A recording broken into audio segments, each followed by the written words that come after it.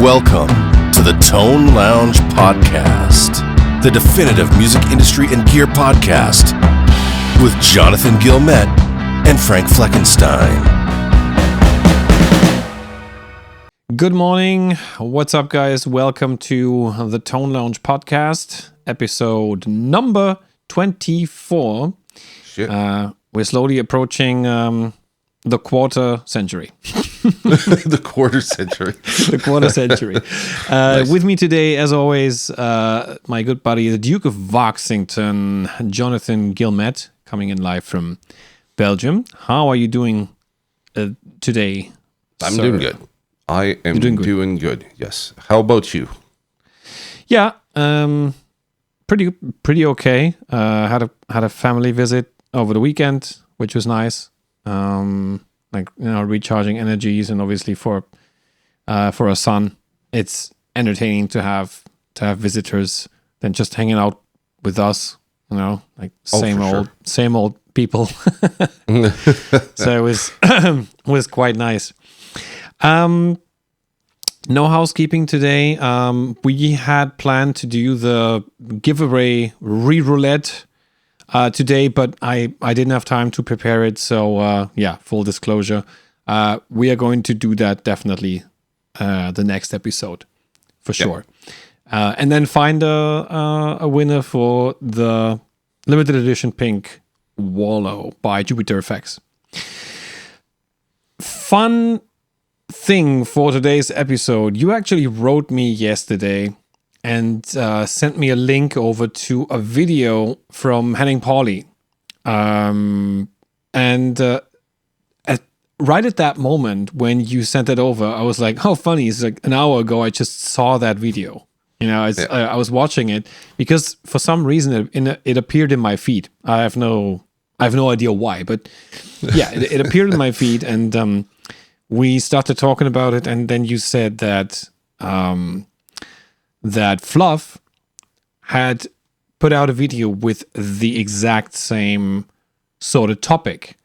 Yeah. And both videos are talking about YouTubers, like gear YouTubers, and honesty. Yeah. And since we both saw the Henning video, we can obviously talk about that afterwards. But you told me that Fluff's video, that he took it down because apparently things got heated in the comment section. But I had no chance to see it. So what was the content of Fluff's video essentially?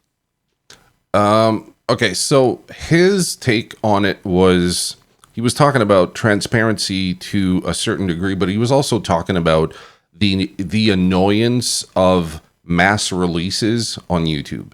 So it was a bit of a rant kind of thing. He was talking about like how it's annoying when a company comes out and their marketing strategy is to have like 30 YouTubers come out on the same day with the same product, and you know, we should do better. It was basically his stance, but a lot of his viewers were saying, well, that doesn't make much sense. Jesus Christ, I can't talk. Much sense. It happens sometimes. My brain doesn't work. And they were basically, what they were underlying is that he's been part of that kind of promotional campaign himself multiple times over the years. So people were saying, well, how can you criticize the approach of the companies that are paying you to make these types of videos? And he was talking about how there's too much saturation in this market, and like there's too many people releasing these. So there was a lot of really good constructive criticism. There were some people bashing him, which I don't agree with. I think we're all allowed to have different opinions, and I think his point of view was probably to aim this at the YouTubers making the content, maybe dispersing the content a little more throughout the week instead of just bunching everything on the same day and annoying people. And I see his point. I could see that point. But at the same time, when a company tells you, let's say February 7th, that's the launch, you don't launch it a day before and fuck everything up, because then you're never going to work with them again. So I understand that point of it, right? So, and if you don't get... So that was one of his points. He was like, there are people... the company says release it on December 1st, and then some of these guys, let's say some of the, like one of the 20 YouTubers who's like in that group of YouTubers to release something that day, takes a shortcut and says, I'm gonna release it one day before because then I'm the first.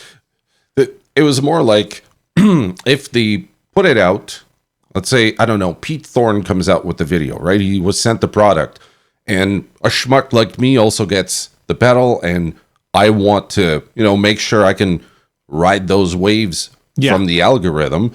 Everyone's going to come out on the same day. Now, the day kind of matters because if you think about it, let's say Wampler, they're in the States, they send it to me here in Belgium. I'm ahead of time, right? So if they say on the 20s, if they say put it out on the 27th, well, the 27th to me might be in the morning, but it's not the 27th yet in the States. So technically, I'm ahead of time, but I'm still under, that protection of saying, well, you said the 27th. You never said what time. Little fun fact, when the Two Notes Opus came out, and they kind of teased it with like, hey, on that and that day, blah, blah, blah, blah, blah. I was like, oh, I'm so looking forward to it. And I was actually writing Guillaume, and I was like, can you tell me what it is? Can you tell me? And he was like, no, we have, everybody has to wait. I'm not allowed to say anything.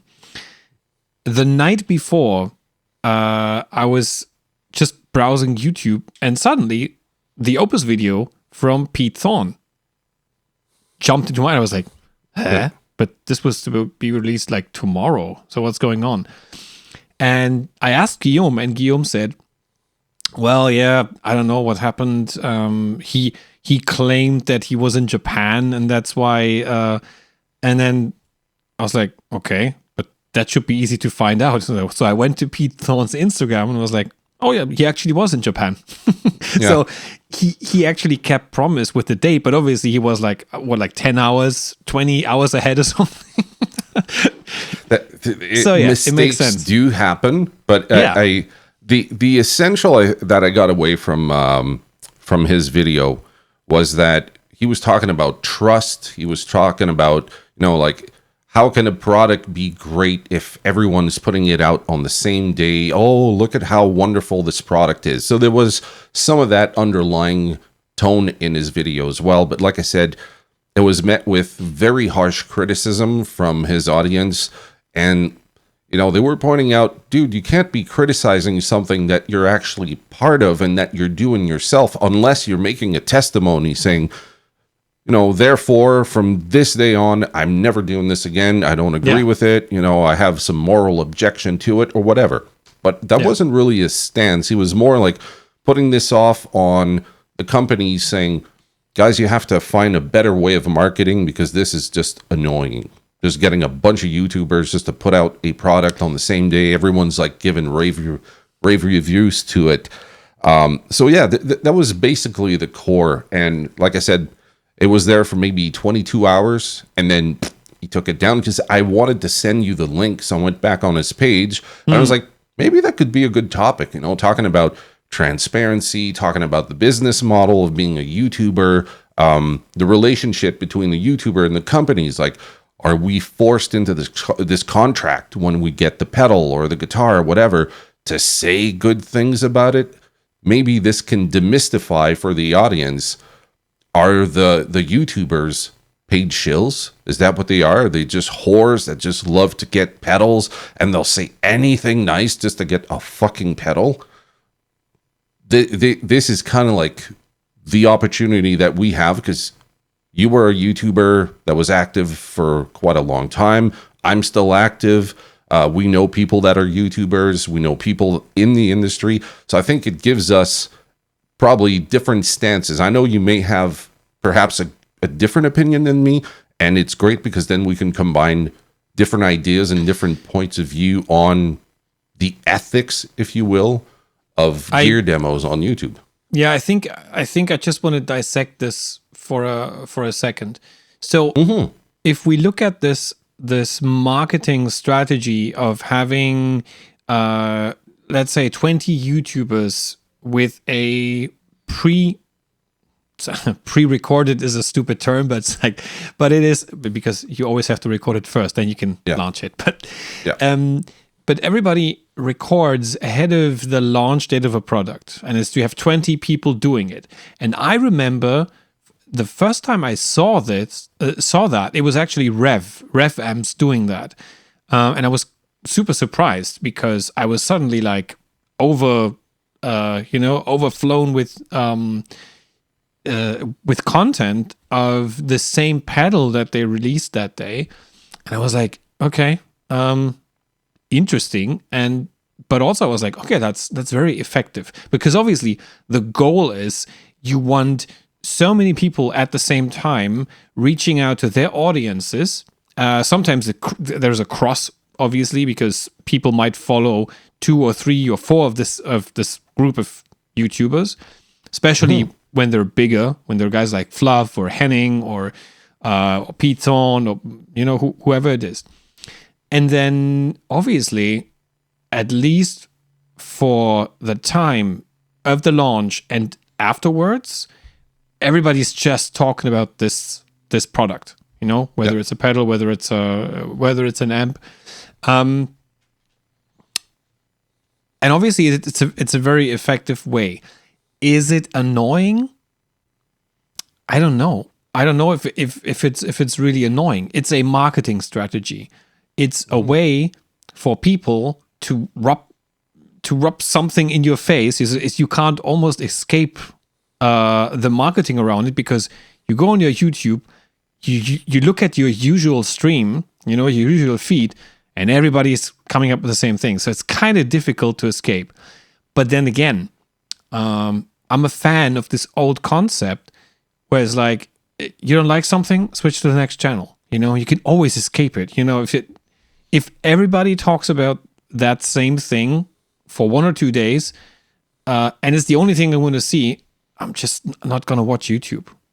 I'm going to put an asterisk to what you just said. So think about this. We're on YouTube, we're watching free videos, and what do we get just before the video? We get ads. Ads, yeah. What do we get if it's an 8-minute or longer video? We get mid-roll ads. Yes. What do we get if we made it to the end of the video? We get another ad. Yes. But sometimes it's the same fucking ad 3 times in the same video. Then you click off. You go, that video wasn't for me. You click on the next fucking video and the same ad pops up. And you're going to be seeing that ad about 100 times throughout the whole fucking month. It's like Audi put out a new car. You'll know about it. You're going to be annoyed. Maybe it's a non-skippable ad, but you shut up and you put up with it because you want to get to the heart of the content. So why do you complain when you have 10 videos from some of the people you subscribe to that are coming out with a new pedal? And then you're like, oh, it's so fucking annoying. You watch one and you figure you got the gist of it. You're not forced to watch the others. They're not put there in your face, non-skippable. You can click on it, as you just said, or don't click on it. But I think we're just complaining too much, but not realizing that marketing strategy is so minute and almost ineffective compared to people who pay for ads to be placed in front of you 24/7, and you don't complain about that shit because you're used to that business model. But now when a small company tries to, create some viral content by throwing it out at some of your favorite people that are awesome at what they do, and you bitch because a new pedal is out, oh, another fucking tube screamer. Well, quit buying fucking tube screamers and asking for them, and companies won't be making them. It infuriates me, the logic behind it. It's very simple. Yeah, you're right. You're right. It's actually very simple. And I mean, when it comes to television, and I don't watch regular television. I don't know for how long I haven't watched something in the TV, in the actual TV with channels where I usually watch movies or something. That's what I use the television for. Or maybe I watch YouTube on the television because I want, I have a favorite Chilean comedian that I like watching, and there's going to be ads. he has ads in front, and because ads are is another source of income for you once you've made it to the point where you're interesting enough for YouTube to actually place ads. And the more subscribers you get, the more they're going to put ads there, where the people behind the ads paid a lot of money to place Correct. those ads, and then you're going to get a larger cut of the ad revenue. It's just how it works. So looking at that marketing scheme of everybody coming out with the same product or a video of the same product at the same time,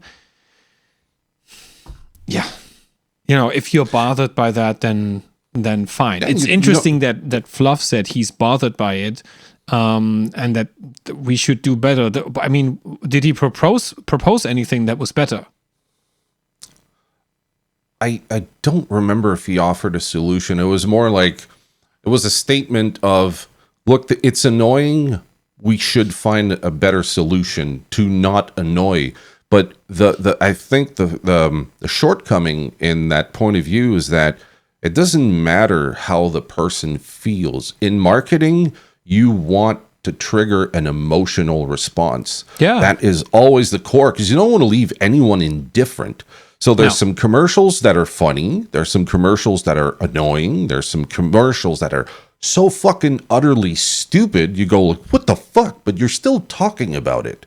If a commercial goes by and you didn't even pay attention to it, that just flopped, right? And that's the thing, is if you're annoyed by a product and you feel this urge to go on social media and complain that too many YouTubers are doing a demo of the same product, then the marketing fucking worked, because you're talking about it.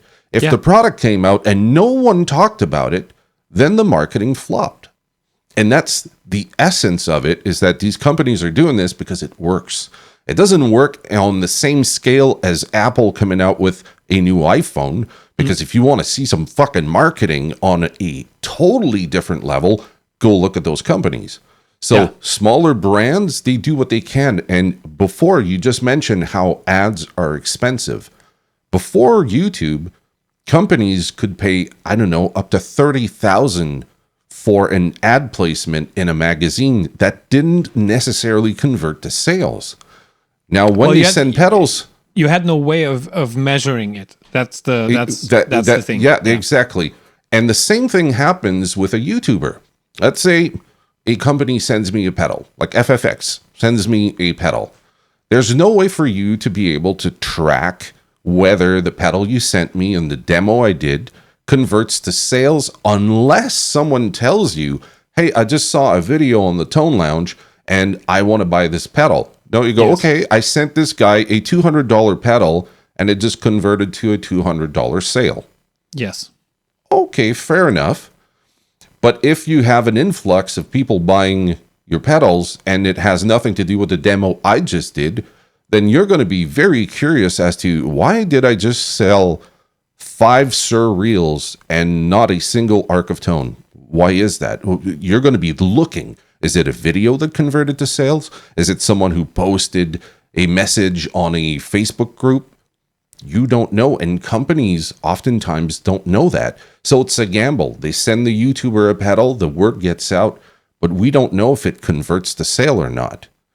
And that's a risky business model when there's no guarantee. It's a leap of faith. You're just kind of hoping it converts. And I mean, and there are ways to kind of track that when it comes to like affiliate links, like being affiliate partners. But we're gonna get to that. We're gonna get to that. So regarding the marketing scheme, it's a marketing scheme. It's a way to have people talk about just this one product for a very limited amount of time. I feel like these videos they don't live very long. They don't have a much of a longevity, because after a week, maybe 2 tops, like the first wave of interest is like fading away. And then obviously people are waiting for the next thing. Second point about this is some YouTubers, I would assume most of them, do not really have a choice but to follow this sort of marketing trend. And here's why. In order to stay relevant, you need to be constantly putting out content. That's number one. But you also need to be putting out constant content on stuff that's new and fresh. Because otherwise, if you're always going to do the same sort of content and it doesn't evolve around things that are like current, like a new product, then at some point people might lose interest. So a lot of these guys, and I can give you an example on a much shorter scale. Obviously, when I recently started to put out a couple of videos just to see if I want to jump into that game or not, and I had fun. It's just the time factor that's kind of difficult, but I had the chance to make a video on the Fender Tonemaster Pro. But also, I made a video on the Captor X, and the Captor X is obviously a product that's out for a couple of years now. I just kind of started this sort of like gear diary sort of series where I was like, here is the Captor X. It's my favorite. Just to remind everybody what it does, how useful it is, and that in my environment, it's the thing that I use the most. There's nothing else that I use that thing every day, and I count on it working for me every day. So there's that. And I did that video, and I don't know, maybe in a week or something, it got like 250, 350 views. The Fender Tonemaster Pro, however, that one jumped like 2,000, 3,000. I think right now it's close to a couple of thousand, maybe 10,000 views. I'm not sure. Wow. But that's the difference, because it's a product that was talked about in that moment. It was just around the launch, so it just launched, and I actually purchased it and then sent it back because I was very interested, and it's possible these days. So I, after testing it, I returned it. But the difference in how, like, in interest in the video was tremendous.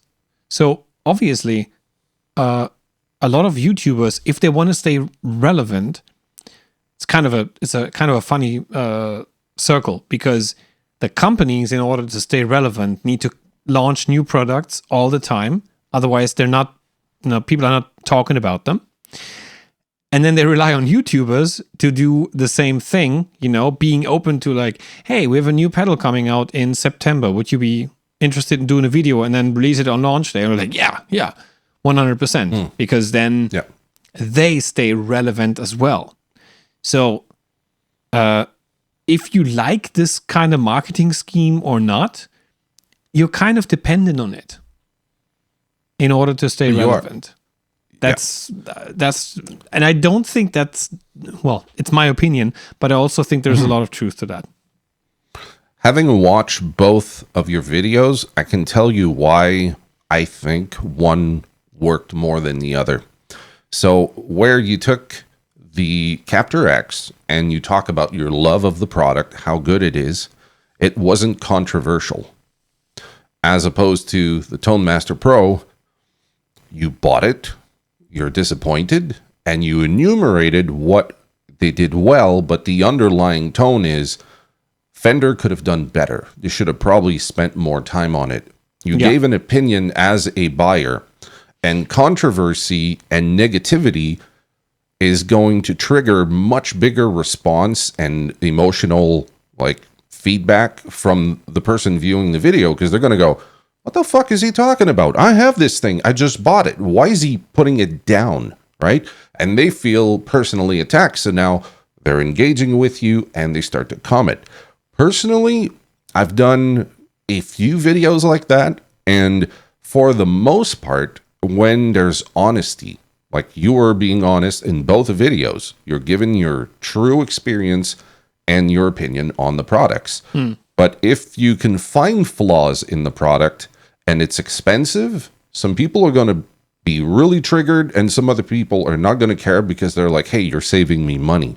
Now, when you're doing the same thing with something that is cheap and affordable, there's no free pass. Everyone is down your fucking throat because they're like, what the fuck, man? You paid $200. Were you expecting to get yourself a fucking Les Paul? And you're like, no, but I know that if you are in a bind and financially, you can only afford this Harley Benton guitar that looks like an ESP or whatever. Here are the flaws that I had when I bought it with my own money.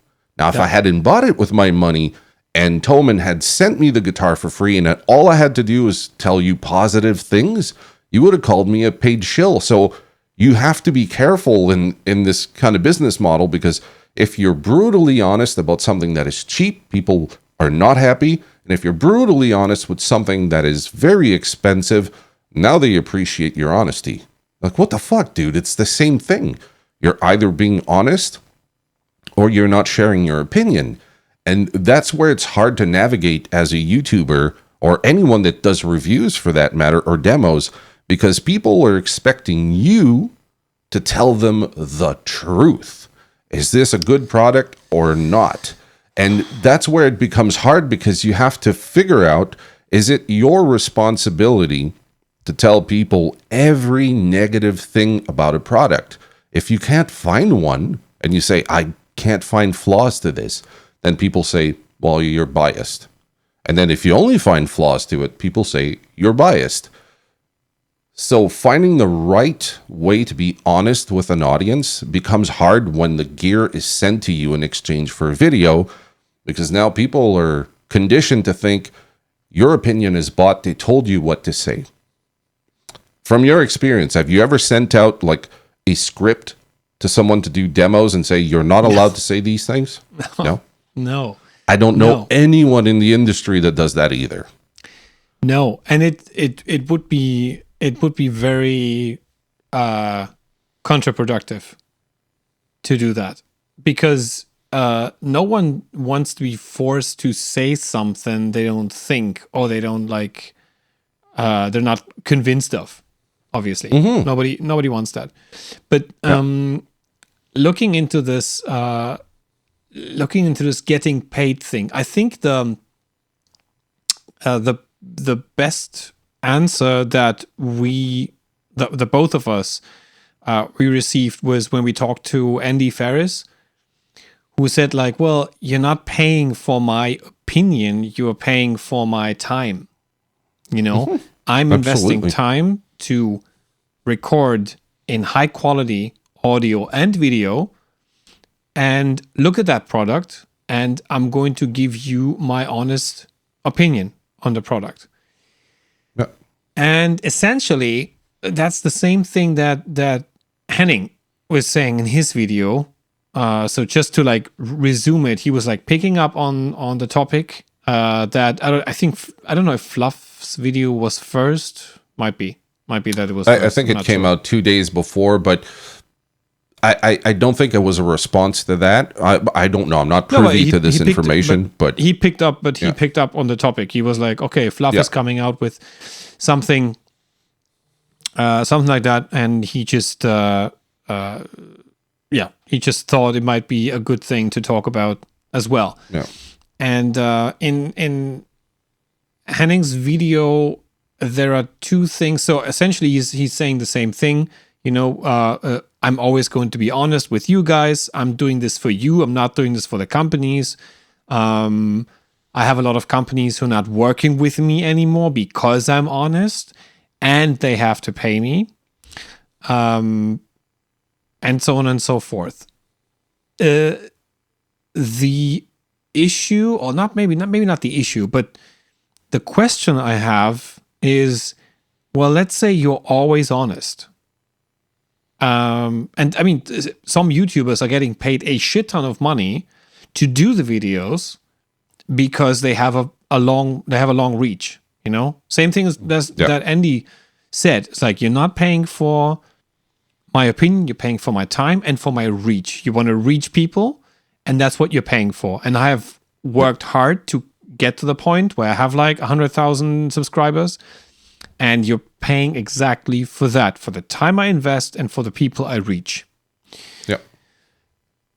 Now, if you let's look at this the statement of like, well, I'm just doing this for you guys. Without you, I'm nothing. Essentially, what Henning said, and he says like, you know, I always need my audience, otherwise, you know, and that's true. It's 100% true. However, my question is, what if you get to the point where no company is willing to work with you because they gave you a shit ton of money to do a video, and you're not helping them generate sales because you're honest about the product? You know, you give your honest opinion, and it might not always be in favor of the product. What do you do then? Let's say no one wants to work with you anymore, and then you still have an audience, but what do?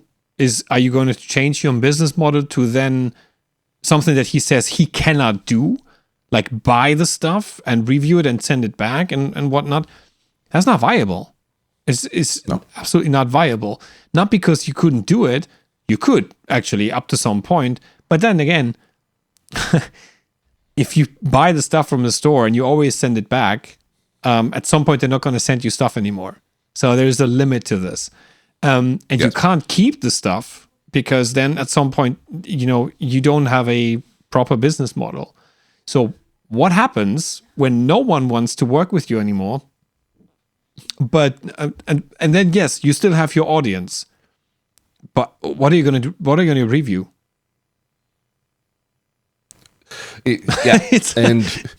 And finding that solution, because what it comes down to is the audience having a trust issue with the content creator and the companies that are working with the content creator. So if you come across as a used car salesman, you're probably not going to have much of an audience. No. If you come across as being too brash and abrasive, you're going to build an audience, but you really have to foster that audience, because you might let the wrong people in, you know, the naysayers and all the people that are super negative and shit like that. And we've seen that with some other big YouTubers who have like really strong personalities, and, you know, they're given like really tough opinion. And then when you go through their comment section, it's a fucking cesspool in there. You're like, oh my God, how can you let that kind of language go through in your community, that you're just letting that ferment in your comment section? If you're wise about how you want to approach things, you approach it with like, I'm a gear product demonstrator. If you want my opinion, ask me in the comments. I'll tell you everything I think about it. I'm not going to put it in the fucking video, because you're not here for me. You're here for that pedal. I'm going to show you everything it does. You got questions? That's what the comment section is about. I'll tell you everything I think about this. I've had people ask me, what do you think of the Blues Driver? It's a good pedal. Okay, but do you like it? Completely irrelevant question. Matter? Because it doesn't matter if I love it, because I'm not playing like you. I don't have the same fucking gear as you, but I can't trash this fucking pedal and say to you, Blues Drivers are complete horse shit. You shouldn't play with them. Because if I say that, there's no fact in it. It's opinion based. And sometimes people want your opinion. That is fine. Like, what do you think of a treble booster with a Vox AC15? A modern one or an old one? Modern one. I don't like them. Why? Because I don't like the gain structure of modern Vox AC15s. I like the clean. I don't like the distortion that comes from there. That's why I use other pedals. Well, you're wrong. Cool. Fine. But you still got my opinion. I gave it to you. You don't agree. You don't have to.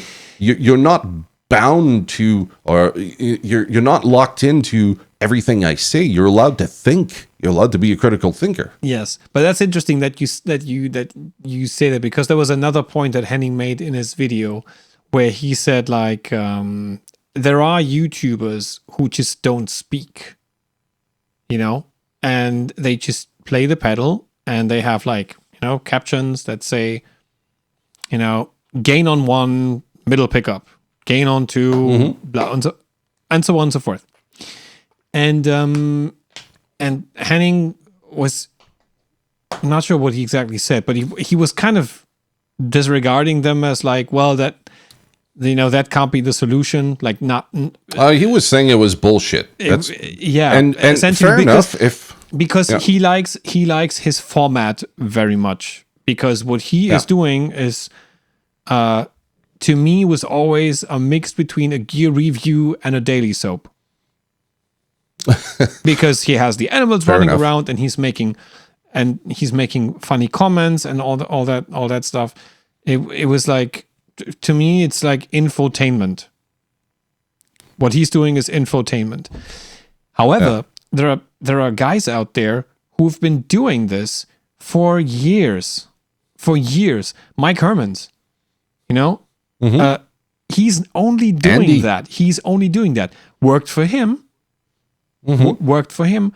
And there are a couple of other guys. There's this guy from Spain. I forgot what his name was, but he's also an awesome player. Same thing. Pedal, like sometimes a split screen on the pedal on the guitar, a little intro song, and then just playing the raw pedal with different settings and maybe in front of 1 or 2 different amps. And to be honest, what's more honest than that? You're just displaying the pedal. You are essentially helping the manufacturer get the word out and get the sound out there of that pedal, and then everybody can make up their own mind if they want to give it a try or they don't want to give it a try. And obviously, it definitely depends on how you consume those videos. If you're gonna watch it on your phone, I say forget about it. It's not gonna do you any good, and you're going to be misled to some extent. So at least get a set of decent headphones to listen to the demo, and that's gonna help you make a decision. And then you can go out and say, yeah, no, I'm just gonna buy it. If I don't like it, well, then I don't like it, and then it doesn't fit into my setup, and that's that. So I find it kind of weird that Henning disregards them as bullshit. I'm not. Yeah. My take on his opinion is that he seems to want to keep the content creator as accountable for letting the viewer know every little thing. Like he was talking about, like the texture of the pedal, how's the switch, all this stuff. But there's a difference. There's a huge separation between a review and a demo.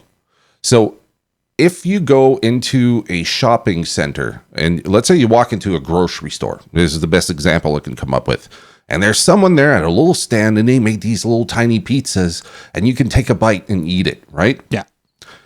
It's there to demo. It's not there to review, right? So you come in, you casually grab one, you eat it, you go, oh, that's pretty good. And then the person there says, yeah, well, we got boxes over there. Here's a coupon. It's like $5 off. You're like, woohoo! You go and you buy it, right? Yeah. But you didn't give this person a fucking demo, a review. You didn't grab the little pizza bite and go, hey, no, all you people in line, listen, the tomato sauce is a little too acidic. Don't eat it. And what's with the crust, man? That's a little too burnt. No one asked for your fucking opinion. It's a demonstration. It's there for you to try out. And that's how I see YouTube. No one's asking for my fucking opinion in the video. The company's not asking me to share that opinion. I'm here to show you what this pedal does. Yes. Demonstration.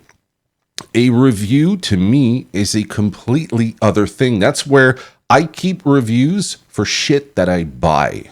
So if I buy, I don't know, I'm going to come back to the Boss Blues driver. Let's say I bought 2 of them. I bought the normal one, and I bought the Wazacraft version. And I'm like, I don't know. I'm going to keep one of them. I don't know which one. I might do a shootout and let the people know at the end what I thought the differences were between both of them, and really go deep into what I think, because I purchased it. I do not want to get paid to do reviews, because then that means that my opinion is bought.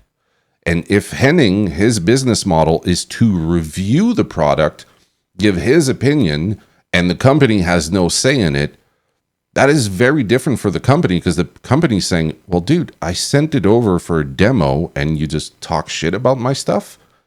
That might be where you sour the relationship with companies, because you have to make that distinction. Are you reviewing the product? Are you demonstrating the product? That's why you were talking about companies where you have, like, not companies, but product demos where the people don't talk. I've done quite a few of those.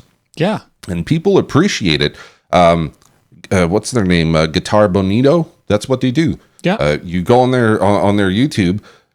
Sometimes they talk, but they'll talk about some of the features and stuff. But the majority of what they have is the pedal, some wood behind. They instantiate the pedal. They go through the knobs. There you go. You don't need more than that. It gives you the gist of it. At the end of all this process, people have a responsibility to do their research and especially go try it out for themselves. You're not just going to take some schmuck on YouTube's opinion on a fucking pedal to buy a $200 pedal. To me, that I've never done that. I've never ever done that. I always want to try it first. Oh, all the demos on YouTube sounded great, and I got this pedal and it sounds like shit. That can happen, but it's a risk you take if you just buy it online and never try it first. That's why we don't have the sole responsibility of selling people on a product. That makes no fucking sense.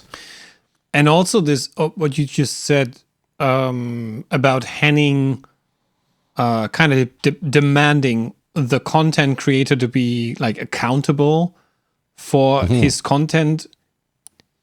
If we look at that in detail for a little moment, obviously every content creator has to be accountable for the content he produces. But accountability only comes into the whole equation, or needs to be questioned when there's something that might become or is an issue, like somebody talking shit, like, or somebody lying.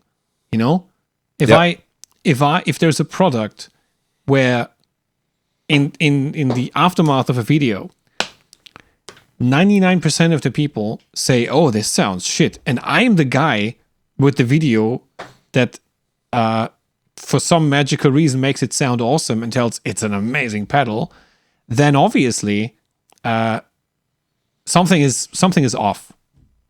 You know, something is... Yeah, this dishonesty is a big one, and you do not have longevity on YouTube or any social media if you're a fucking scoundrel. It just doesn't work. No. People can sniff bullshit a mile away. So that's why sometimes you end up with, people following you, subscribing to you because they like your approach. Yeah. I got some people that don't like my fucking face, they don't like my voice, they don't like my playing, they don't like my content, and they don't subscribe. They put a thumbs down. Fair enough. Dude, I'm not here to make you love me. That's not my job. Yeah. My job, when I get into this, is that there is no business model. It's YouTube. You do what you want. So if you want to bullshit people, you're allowed to, but people will call you out on it, and you'll lose your subscribers, and companies won't want to work with you.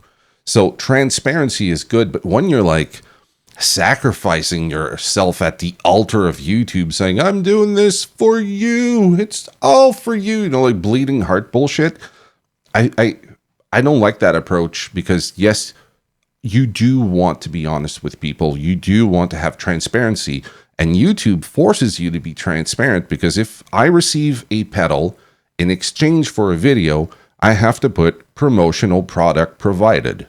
Yeah. And then I take it a step further and I put it in my description that I received this pedal in exchange for a video. And the argument that I hear the most is, of course, you're going to say nice things. You got the pedal for free. Henning underlined a very good point yesterday in his video where he said, how the fuck is it for free? If you get something for free, you're not bound to anything, right? I just got the pedal. Cool. That's it. It ends there. You play with it. No one knows you got the pedal. No, but if a company says to you... content around it, obviously. No. Nothing. But if you receive a pedal and you make some so you take some pictures for Instagram, you make a 23-minute long video for YouTube, you're posting it on your own Facebook group that you created, you're putting it in your own, also all your social medias, you're sending out a newsletter to your people saying, hey, this new pedal is out, come and watch it.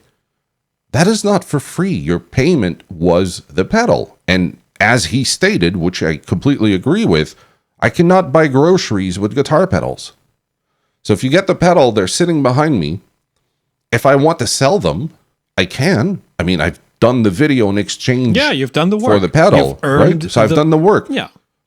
So I can sell it, but selling it sometimes can be hard because if it's not a highly coveted pedal, I might be placing an ad, I don't know, on whatever, like Facebook Marketplace or something like that, and people are not interested. They don't know the brand. Yeah. They don't know the pedal. It's not something that people are actively looking for. So it sits on my shelf. I didn't get paid. Really, I got a video that I did for someone in exchange for a product, and hopefully I can use that to make content going forward. Yeah. But you don't pay groceries with this shit. So that's why when people say, you're disingenuous, you got the gear for free, so you were paid to say nice things. As I asked you before, have you ever worked with a company who sent you something and they said you have to say these specific things? It's never happened to me. No.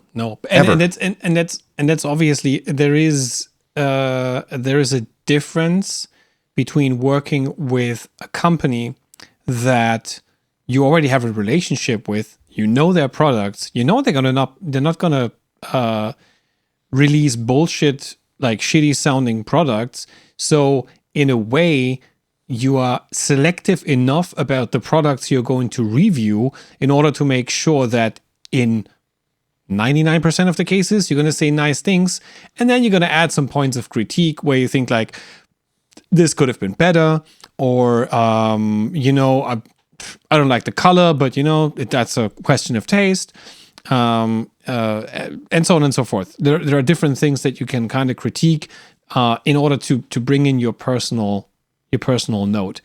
But I feel that this whole YouTuber gear YouTuber thing is sort of a dilemma haunting another dilemma, and it goes deep. It goes deep with deep within how consumption works these days and how people buy stuff, and it has a lot to do with convenience and to some extent also laziness, to be honest. Mm-hmm. And I want to explore this, but I got to take a 1 minute break. Be right back. Okay, yeah. So yes, there you are. Fucking coffee, man. I was saying some dumb shit while you were gone. Nice. I'll see that afterwards on the recording. Exactly. So a dilemma haunting a dilemma. Why is the whole sort of YouTube gear review thing? I mean, and it's not something that's been done in our industry. People review phones, laptops, like everything. There's people review cars, even people review motorhomes. Drones, microphones, scissors, everything. Knitting equipment. You can review pretty much everything, and it created this whole definition of an influencer. Although I think the word influencer is sort of, you need to be careful who you label with influencer or not. Technically, somebody who doesn't talk in his video and just plays and demos the pedal or the piece of gear, and then afterwards people make up their own mind. I wouldn't label these people as influencers, because influencing someone is a way more active part of the whole of the whole thing. Do they influence people in making a purchase decision? Yes, 100%. People hear the pedal and they're like, "Oh, this sounds amazing. Oh shit, I have the same guitar. It might sound the same with my setup, you know." And then they purchase the pedal. So, by plain definition, you could say that these people are influencing others to make a purchase decision. However, I think that influencing someone, or like being an influencer in the sense that you see people, you know, influencing others, is it's a much harder job, and it sits more on the car salesman thing. Maybe obviously this is adapted to modern times. I think it's there is more to that, and there's more to really being an influencer than just creating, you know, a 5-minute video with a piece of gear as the center. So I'm not sure that I would call someone like Mike Herman an influencer by modern definition. Yeah. I think that the word influencer is kind of conflated with manipulator. So when people think this person is an influencer, what they mean is that they have such power in their content that they can make you do shit you don't want to do. And personally, I don't know any musician that gets swayed into buying something that they don't want to buy if they're not actively looking for it. So as musicians, I'm going to make a very general statement here, but if I'm on YouTube looking up a way huge red llama, if I'm looking for it, it's because I'm already open to wanting one, right? I'm not looking at something I don't want. I'm actively looking at something that I do want. What I am kind of hoping that the influencer is going to do is help me not be impulsive. So as I'm watching this demo, this person is laying down everything it does. I'm hoping this person can give me just the right keywords to bring me back to being able to be smart with my purchase. It's like, okay, I wanted to buy the red llama. There's a new version, but oh man, I'm thinking about getting a Mark II or a Mark I, and those are really expensive. Should I get like the really expensive version, or is the new Smalls version going to do it for me? And this person has both, and they demo, and you don't hear a fucking difference.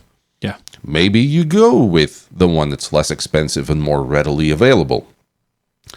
But you are open to that. Let's say you play a trumpet and I try to sell you on a fucking red llama. Good luck. Good luck. You don't even care. Even if you watch the entire video, go, what the fuck am I going to do with that? Right? So the influence can only work if the person reciprocates, if the person is open to it. And that's what we use mainly YouTube for, is to look up gear and see if it's viable with what we have. Sometimes you're lucky. The person plays the same style as you. The person plays the same kind of amps as you. And they generally seem to reflect something that you see in yourself. You go, hey, this guy's about my age, plays about the same style. The way he talks kind of reminds me of like, maybe I could go out for a beer with this guy. So then there's a trust that's built, because then you know what to expect. But let's say you got a big burly guy like me, and you're 21 years old, and you know you got like tattoos up the wazoo, and you got piercings and purple hair, and you're into like, you know, deathcore or whatever. Watch a guy like me. I'm a fucking grandpa to this guy, right? He's not going to take any fucking thing I say as credibility, because he doesn't identify with who I am as a musician. Yeah. So even if I try to sell him on, I don't know, a fucking treble booster, it's like, what am I going to do with a treble booster? I'm playing with a fucking diesel. What do you want me? I cannot sway this person whatsoever. So if that would be the point of an influencer, is just to take everybody and manipulate them into buying something, good fucking luck. None of us know how to do that. We're not that fucking smart. That's why. And if we were companies would throw money at us. Go, Jesus Christ! You can sell a fridge to someone in the North Pole. That's amazing. There's always the classic best example. Yeah. I can sell me this pen. I could sell vacuum cleaners in the Sahara, man. Exactly.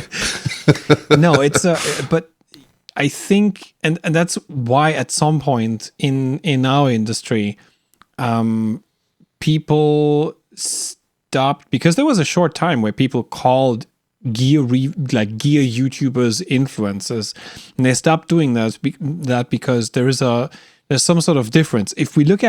For example, if we look at beauty products, and there is a shit ton of influencers out there, especially like female influencers on Instagram, that are like, hey, I've tried this cream for the past 20 days now, and it does so well. My skin is so much softer and smoother. That kind of stuff. Yeah, because it's always the same shit. It's always the same shit. Yeah. There's never really any innovation with beauty influencers. But essentially that's what's happening. But the difference is that this is some sort of like a broader, more like primitive need, because we assume, that's the assumption. I'm not going to assume that everybody wants to be beautiful, but let's face it, a lot of women out there, especially young women, a lot of them under like societal pressure, because there's this like weird this weird standard being set by people that what beautiful is, and then obviously everybody's running around like to the next solution what they can get. So there's a more primitive need, and then if you have someone who is an influencer, and they're influencer because they are very good at selling you that, hey, this is the only cream you need, if you want to be beautiful, or if you want your eyes to shine, this is the makeup you need, blah, blah, blah, blah, blah, blah. So that's why at some point people stop talking about influencers when it comes to guitar gear or musical instruments, and just, refer to them as gear YouTubers. But when I spoke about, in the beginning, when I spoke about the dilemma haunting a dilemma, to me, it's because the way people purchase gear has changed so much, is the reason why why companies rely on gear YouTubers in order to, spread the word. That's the only thing. Because back then, everything was like, we have a new product and we're going to launch it at NAMM. So then everybody was like waiting for NAMM content to be available in magazines. And then when YouTube came around, and not everybody had the equipment and the gear to make videos, and not everybody had access to an event like NAMM. But the first initial videos came out. It was also magazines who adopted this like new technology, this new way of marketing. And so you were sitting in front of the computer waiting for stuff on YouTube to come up, or on the magazine's websites, where it's like, hey, Live Ticker, Fender's got a new guitar, or Marshall has got a new amp, or Wampler has a new pedal, etc., etc., etc. So that was that, and that was very, very primitive still. But now everybody has access to everything, and NAMM is actually promoting the idea of like as many YouTubers as possible, or content creators, going to NAMM to spread the word. It's actually the kind of new concept. But this is all because we don't go into stores anymore. We don't, like, if YouTube wouldn't exist, and like this way of marketing wouldn't exist, then you would still go into a store because you have a need, you have a basic needs, like I want to extend my pedal board, I need more sounds. So you go to the store and you see what's available, and you make a pre-selection, you play around with it, and then eventually you make a purchase. That's how it was before. And you would know about new stuff in magazines, or then on magazines' websites, or on, websites of several blogs, that kind of stuff. But it's all because today we see something, 20 YouTubers come out with the same video at the same time, with a video about the same thing at the same time, and then people make their purchase online. Yep. And eventually they keep it, or they send it back.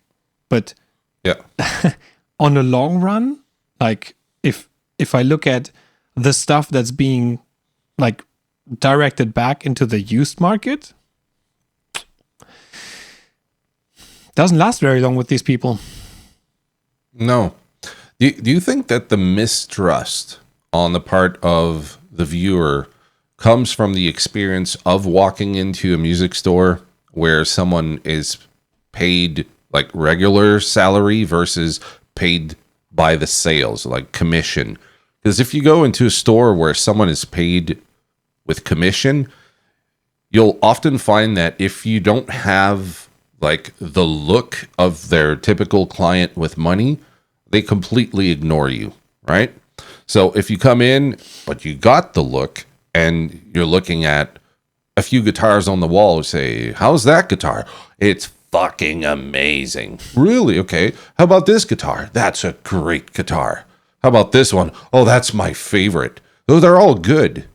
But they're always going to try to sway you towards the one guitar where they are going to make a little more money this month. So people are kind of afraid of that. But if you walk into a store where everyone's getting paid the same thing, you end up asking the person, like, what's your favorite pedal? That one. Can I try it? Sure. Go. Try it. You have everything? Everything's good? You got to pick? Yeah, cool.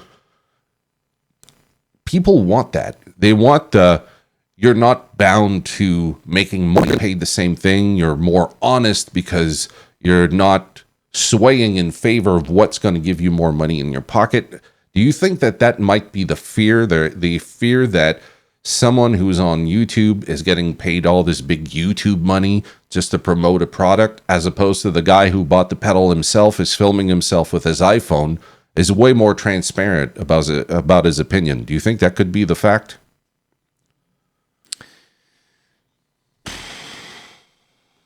I think there is a portion of people that's just jealous. That could be, yeah. So there's a portion of people who is jealous that there are guys who saw an opportunity way before everybody else, and they worked hard and they earned themselves a shit ton of subscribers, and now they're in a position where companies are approaching them and say, hey, would you be interested in make a video about this? What do you get for a video? And he says, I'm getting, $500 per video plus the gear. And they're like, great. And then you look at, especially if we look at a guy like Henning, who like one time a year, he makes a big sale because he can't keep all that shit. He needs to get rid of it. And he usually reinvests it into the studio, or into studio gear, into camera gear, whatever. And people see that, and they see like what's behind, like sitting on the shelves behind Henning. And I think a lot of people are jealous. They want to be that guy, And in the first place, this is a very romantic idea, because to be that guy, it takes some. It really takes some. Because sitting in front of a camera and not like and talking fluid, keeping all the important aspects of a product, getting the message out, You need to be able to do that. And even if you're able to do that and you take care about the quality of your recording, audio and video, it doesn't mean you're going to be successful. No. There's no guarantee of you being successful. So that's one element. I think there's a lot of jealousy involved. People are jealous of certain people. And that's why it's very easy for them, because they also hide behind like bogus usernames, to say like, your video sucks. Oh, you're one of these guys as well. Oh, you're dishonest, or you're getting paid to say this. That's one thing. The other thing is the example with the store, with the sales guy on the sales floor, who might be telling you something in order to sell you something because there's a commission attached to it. Yes, there is a commission attached to it, obviously. And are you happy when you work your ass off? And at the end of the month, you're like, that's your commission. And there are months, and I can tell you from my own experience, like the busy month, the busy time of the year between like end of October and end of January, where the holiday season and everybody has more money to spend. Sometimes your commission actually doubles your salary. So is it great that when you're at the end of the month and you have like all this extra money? Yes, it's amazing. But I think it totally depends on the type of person you are and what your general approach is. Because your ultimate goal should be to have a customer that is returning to you over and over again. That's the thing. And if you tell them bullshit once, they're not going to come back. And our industry is small enough that the word's going to go out. Hey, Frank in that store in Cologne, he sold me this thing and he told me how great it is. And it's actually pretty shitty. I'm not going to go there again. And his friends are going to be, oh yeah, I wanted to go there, but now that you tell me, yeah, I'm going to go to the other store, baby. So there's that. I always wanted customers to return to me for advice, for purchases, etc., etc. So that's why I would always try to find out what the purpose or what they're looking for first, what they're looking for. And I've had so many cases where I actually sent someone home with the cheaper alternative or with the more affordable alternative because it suited their needs better than the high-end amplifier that I would have gotten more commission from. Mm-hmm. But it depends on the type of person you are. It depends on the type of work environment that you are. Because I've had colleagues that are like, they see 2 or 3 guys looking at expensive guitars, and then somebody comes around where you see, oh, they're gonna buy a beginner set, and they run. They go to the other guys because they are sniffing the commission. Yeah. And that was never my approach. So it's what you're saying is that it's up to you, the customer, to find the right person that you feel comfortable with, that you feel is not bullshitting you and is giving you things you actually need as opposed to selling you what gives them money.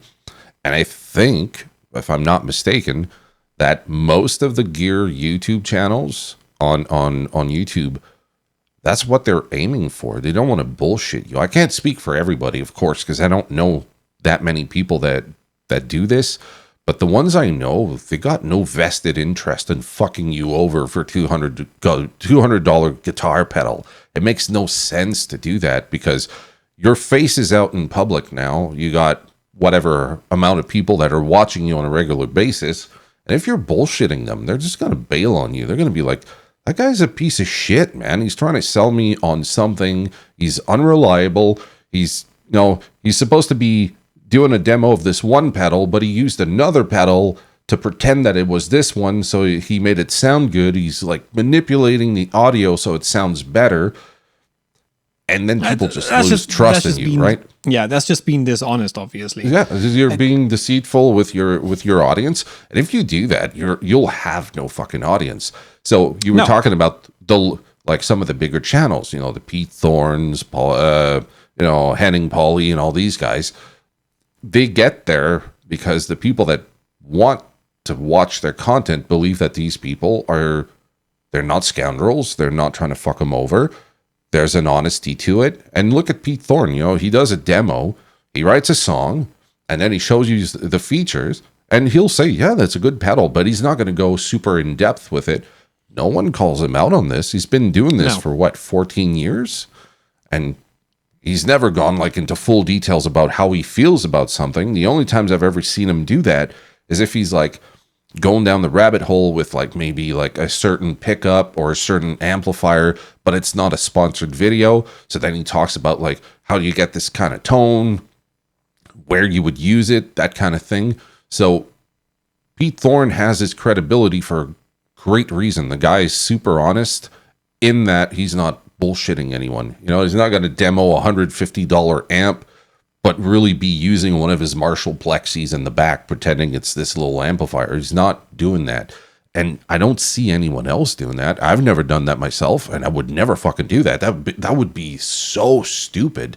It's like you're pretending that this sounds amazing, so you're using another piece of gear to sell this for a company that doesn't even pay you to begin with.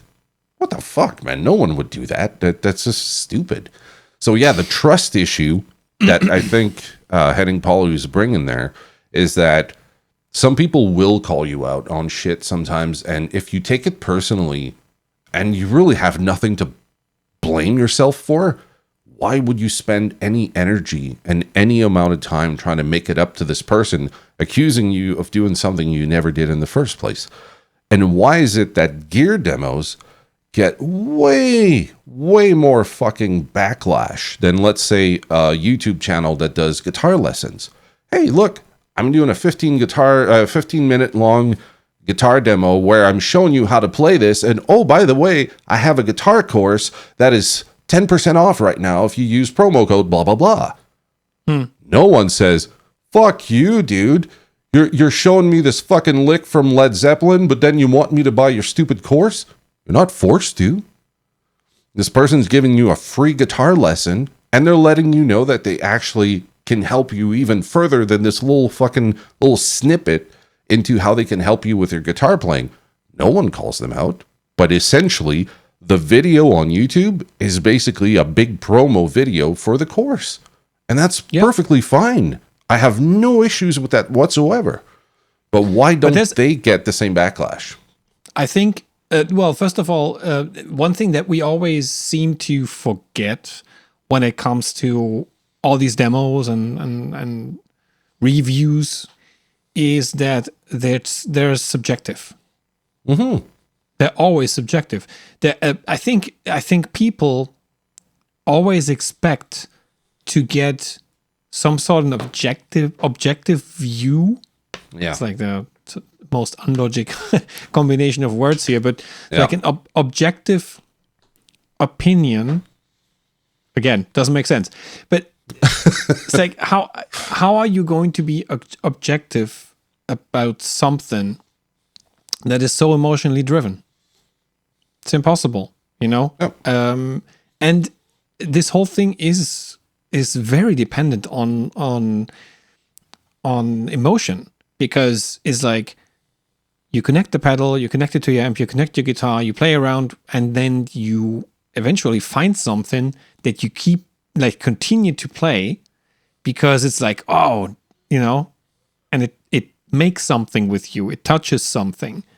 Yeah. And that's where you like, I like this pedal, or I like this piece of gear. Or maybe sometimes it doesn't do anything with you, you know, and you're like, okay, I'm going to demo that and let people decide. And I think that's the approach, sort of the middle way that I see the most. I see a lot of YouTubers being very, very, you know, emotional and very vocal about something that really did something with them, that really touched them in a way, and it's like, they're like kind of emotionally influenced or emotionally touched by what this piece of gear does. And then, but the same YouTubers, they also, if there's something that they're like, no, it's okay, they demo it, but the video is going to be shorter. The format is going to be a little bit more neutral in a way. And yeah, I see this happen a lot. But again, most of the stuff is super subjective. And this is just, this has to do with expectations. Yep. If you expect someone to give you like a neutral, objective feedback, let's call it feedback, on a piece of gear, that's not going to happen, because this whole thing is very, very emotionally driven. And yeah, what was the other question? You had another question there. Completely forgot my question. But I think what you're saying there is it's important, because if you think back of the model that started the whole gear demo, if you think of Paul from Guitar World, right? Like, hey, welcome to Guitar World. This is Paul, blah, blah, blah. And, everything was positive with this guy, right? He would demo the stuff, and sometimes he'd be like, that doesn't sound very good, but he's saying that it's great. It just won the Guitar World Award for best pedal or best guitar or whatever. And a lot of people were skeptical of that. And at the opposite spectrum, you had PGS Andy that was giving you demos, but never shared an opinion. He would talk about the history of the pedal, the circuit, or, who was famous for using it. And then he would play some cool ass fucking riffs you hadn't heard in 20 years. And you'd be like, oh shit, man, this guy's a hell of a player. No, he's not fancy. He's not all over the place. But plus, he doesn't play with a pick. That got a lot of people asking him, like, oh, why the fuck don't you use a pick? Because my fingers sound great this way, and I don't like the pick. And, there'd be back and forth conversations. A lot of people were like, yeah, this guy's intriguing. He's not giving his opinion. He's just demonstrating the product, doing it extremely well. And there's no bullshit. So if you're interested, go to, proguitarshop.com and go buy the pedal. It's as simple as that. It's that I think a lot of us are taking as a model. That guy really influenced my trajectory into the whole YouTube thing, because I like the idea that you demo a product and you put it out there. Personally, let's say you were to send me a pedal and I fucking hate it. I'm not doing a demo. I'm just not. Why? Because I know I'm not equipped to demonstrate it very well. So I'm going to get in contact with you and say, look, I can't make this work for me. I'm just going to send the pedal back to you. That's it. You're never going to see me say, yeah, FFX pedal put out this new fuzz pedal and it is a fucking turd. This is a piece of shit. Here's what's wrong with it. You'd be like, what the fuck is wrong with you, dude? You're not even using it properly. You know nothing about fuzz. Look at how the fuck you're using this. What are you doing? Well, if you're ill-equipped to do something like that, you might as well not do it. It might not be the product that's the fault. Maybe you just don't know how to demo this in how it was meant to be played. So think about a treble booster, right? Would you put a treble booster into a clean Fender Deluxe Reverb? Oh, shit, no. Right? But if that's what I'm doing, and I don't know anything about treble boosters and how they used to be used, I'm going to be like, what the fuck is the point of this? Why would I need more treble?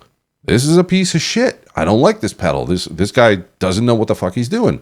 And you're sitting there at the other end scratching your head going, why didn't you plug this into like an old Vox or a cranked up Marshall? Right? You're using it wrong. And sometimes products, when they don't work the way we intended to when we receive them, it's just that we don't understand how they fucking work. Case in point, we had Yanis not that long ago on the podcast. He sent me a pedal, which is fucking weird. It's called the Random Noise Generating Delay. And dude, okay, it is fucking weird. It is a weird pedal. And he told me, he said, look, here's a guy who did a demo of this and he showed how to use it. Maybe you want to watch this so you get a sense of what it does, because I get a lot of questions about like, how the fuck am I supposed to use this? This is not like the Edge from U2 type of, pristine delay. This is fucked up. It goes all over the place. So I get the pedal and I sat down, and I always have this handy, right? So a notebook and a crayon, not a crayon, but a pencil. And I'm just writing notes. I'm looking at the settings. I'm trying to figure out how everything worked. Took me like a week to really distill down what this pedal did. Because if I would have bought this with my own money, having no clue what this was, expecting a delay, I would have been fucking pissed. I would have been like, I don't get this pedal. But now I made the video where I show people how to use it. I show them what you can use it with, different pedals, different pedal orders, how to set up the amplifier, what to do with your guitar. And he was happy with the video. He's like, dude, that's awesome. You show them how to use it. Yeah, and it's just like basics of it. Instead of saying it's a piece of shit, it just makes noise. No. That's not what this is. You play to the pedal. It's a random noise generating delay. Meaning, you're not going to play fucking Smoke on the Water with this thing. Like, forget it. It's just it's all over the place. So you have to adapt your guitar playing. That's what I show in the demo. Is it a broken toy? No, it's not. It's perfectly musical. It's just that the person doing the demo, if they don't know what the fuck they're doing, they might as well not make the demo. And if that would have been the case, I would have sent it back to him. But no, it's a great pedal. And you just made the best contrast there when you mentioned Paul from Guitar World and Andy from Pro Guitar Shop. Yeah. Because like every time I saw the beginning of a Guitar World video and Paul was in it, and it would start with something like, "Hey, I'm Paul from Guitar World, and today we're gonna look at the Schecter 8-string guitar." And I was like, oh no, next video, please, because he would always play his like typical blues scales on an 8-string guitar, which is not what this is intended to do. And then on the other end, but he would always, as you said, he would always say, "Oh, it's great, it's great, it's great." Do blah, blah. wouldn't sound great. The amp wasn't set up to like really play with an 8-string. But then on the other end, you had Andy, who was like one of the very early guys on YouTube, and boy, he definitely and they did that in order to sell more pedals, obviously. And they're like, he was the first guy. He was the first guy to really go out there and help generate more sales for Pro Guitar Shop. He didn't do and this now it's like a library. It's like an encyclopedia. Encyclopedia. Don't hurt yourself. Yeah, exactly. It's one of those books. The books with a lot of stuff in it there. It's one of these A to Z books. Now these things are like an absolute library for everybody who's looking for a reference. Although some of these videos are still like maximum 720p or something, because that was like the maximum you could record back then. Do you know how much of a pain in the ass it was for him to record those videos back in the early days? Like him and Ola and all those guys, they didn't have like digital cameras the way we have them now. They were probably recording this on analog camcorders, having to digitally transfer them. These guys were fucking determined when they started, because now it's easy. Like you grab a DSLR camera, you grab your iPhone, it's already digital, you throw it on your computer, that's it. But some of those early videos, they didn't have 4K, they didn't have like 1080p. They were like 720, because you were like, it was a family camera that you were recording with. It's the kind of shit you bring on a trip with you, not make professional videos. So that's why a guy like Andy, when he came out, I saw a video with him where he's talking about like, it was in the back of, the warehouse, and he was like, let's give it a shot. Let's do Yeah, something. exactly. This has got to be different. And he's still there. He still kicks ass. People still love him. He still makes great fucking videos. And he works for Reverb now. But he's still taking care of that old YouTube channel from PGS. He still answers people there. I mean, the guy obviously fucking loves what he does. That's why there's so much respect, not only from his audience, but from dudes like me who watched him back in the day, loved his videos, and I still have tremendous respect for him because he's a no bullshit guy. He's just having fun. He's a great player, and he's got great tone too. And it's fun to see him still at it, still kind of leading the pack when you think about it. We don't talk about him as much as some of like the newer guys who are at the top, but he's still way up there with everybody, and he's still doing great content too.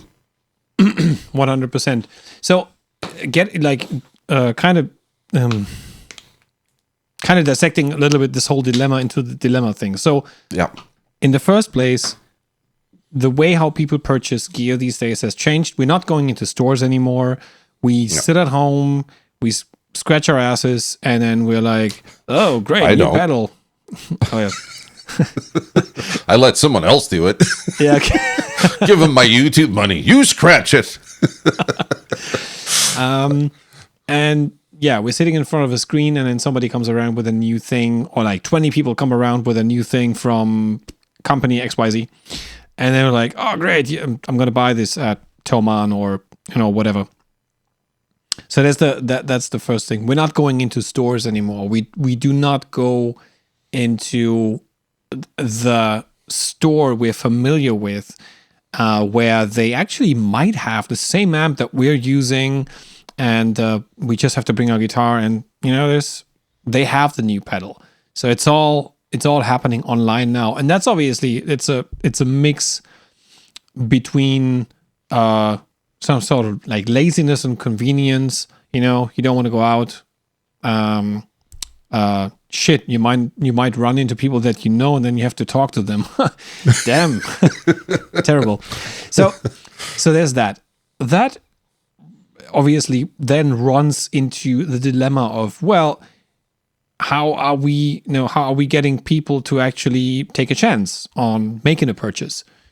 That's where the YouTubers come into place, and that's where this sort of marketing scheme came into someone's head, where they were like, "Hey, how about we send out 20 pedals to different YouTubers, and they release their video all at the same time at launch day, and this way we get like a massive wave of marketing out." And if you look at the effective cost of that, some of these YouTube channels, you might have to pay them. But if you look at what an ad costs in a magazine, or even on some of those magazines' website, that the money you pay and the effect you get is nothing, absolutely nothing. Which then runs into the next dilemma of active YouTubers staying relevant, getting paid. Different sources. They might have different sources, and how can you stay afloat with that? If we look at the revenue streams, so there's ad revenue, but ad revenue really pays out for you once you've reached a huge number of subscribers. Otherwise, the money that you'll get from like the monthly ad revenue. First of all, I think YouTube has this rule that you have to collect at least like 80 euros or $80 in order for you to get to trigger a payout in the first place. I'm not sure if that's still the case. Let's say it used to be like that. Yeah. Yeah. At least last time I checked, it was still the same thing, where you have like, let's say 1 month you only did like 70 euros in ad revenue, and then you would have to wait till the next month until you pass the 80 euros, and then you're able to get paid out. I'm not sure if that's still the for me, it used to be like that. I don't know if it changes from region to region, but now it's like sometimes I make like $200 a month with ad revenue, and there's other times where I make like 60. I get paid, but it used to be like you say, $80 or $100, whatever, because like they had this kind of rule about it. I don't know if they do that, but you have to think about it. It's like, let's say you make $200 a month on YouTube just from ad revenues. You're not paying rent with that. No. You're not even paying taxes, because you're Exactly. well below. Yeah. And that's the thing. So I know an example, not from our industry. I mean, I've heard rumors about how much like guys like Jared Dines, are making from YouTube revenue, but since they are not, I can't confirm them. I'm not going to mention them here. So, but I have an example from the world of computer tech. Computer tech and like this, the whole the gaming thing. I know a guy who's not active anymore, but while he was active, I think at some point he reached 800,000 subscribers on YouTube, and he once mentioned to me he was making just from ad revenue, he was making between 10 and 15,000 euros a month. Yeah. With 800,000 subscribers. You have to get there. That's like I think it might be easier to climb Mount Everest than getting there. Just in terms of how much effort it is to get there. Now, that's ad revenue. Yeah. How many people in our industry do we know that have 800,000 subscribers? Not very many. Not many. There's many. Yeah, there's a select few. Yeah. There's a select few. There's I don't know how many. I think Ola England has recently passed 1 million. I'm not sure. I'm not sure. Yeah. Might be. Anyways, so that's that. And at some point, the bigger you get, obviously, you can't do everything on your own. Because at that point, you are only responsible for creating the content, but someone else is going to edit the content. You're not going to edit it yourself because you're already on the next video. Yeah. At some point, you have to pay people. So that means some of that revenue is already gone because you're paying, or maybe you need to move into a bigger facility because you can't do that at home. It's impossible. So at some point, the more you grow the operation, the more you're also going to have like higher expenses. So that's that. So there's ad revenue. Then there is what the companies are paying for your time and for your reach. And that obviously varies with your reach. Because I think, if we look at time is kind of a universal thing. Some people manage to record and edit stuff faster than others. Some people set themselves up to not even need to edit stuff at all, because they can do everything on the fly. That's possible as well, but then that requires a huge setup. But then, so then there's that. These are essential, the two main income streams. And then there's this third one we haven't talked about, which is affiliate links. And for people who don't know what those are, because you've never heard about like what an affiliate link is, essentially you can become an affiliate partner with a retailer, with an online retailer like Thomann or Sweetwater or Amazon. There's also a huge list of people who then put a special link into the description. It usually has a certain ending, or maybe it has a special format. And then if you click on that link and you purchase something, they get a percentage in commission of what you purchase. That's another way to make income. And it's also a more precise way to see if you as a YouTuber actually converted sales, because that's something that's measurable. let's say I'm an affiliate with Toman, and I put out a video, and the video gets a lot of views, and then at the end of the month I see, oh wow, I've had X amount of conversions. Then that's something that, Toman's going to see, and they're going to be like, oh wow, we would like to work closer with you because you're converting sales for us. They are then going to talk to the manufacturer or the distributor, and distributor is going to say, oh wow, yeah, we should work with this guy more often because he converted a lot of sales.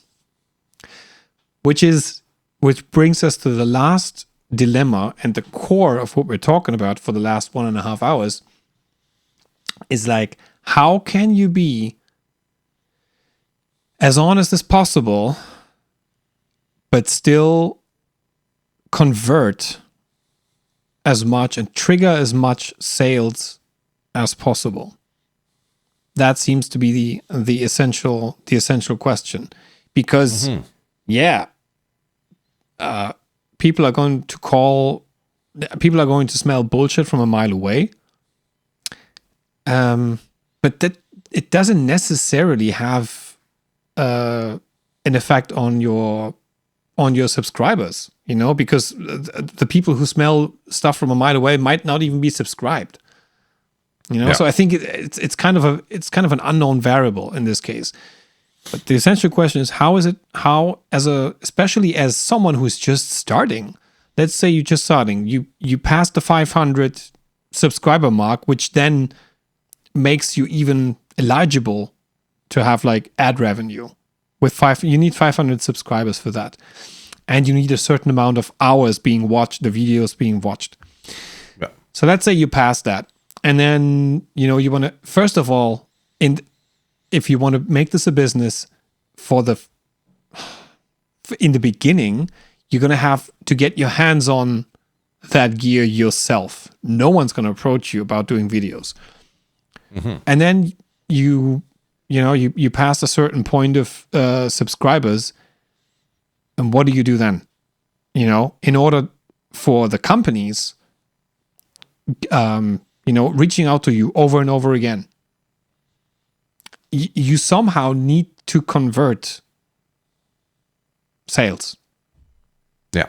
Otherwise, you're of no use for them at all. If I can break down the concept of the person behind the camera doing the video, this might give people more of an idea of how fucking ludicrous it is and how insane you have to be to even want to do this. Yeah.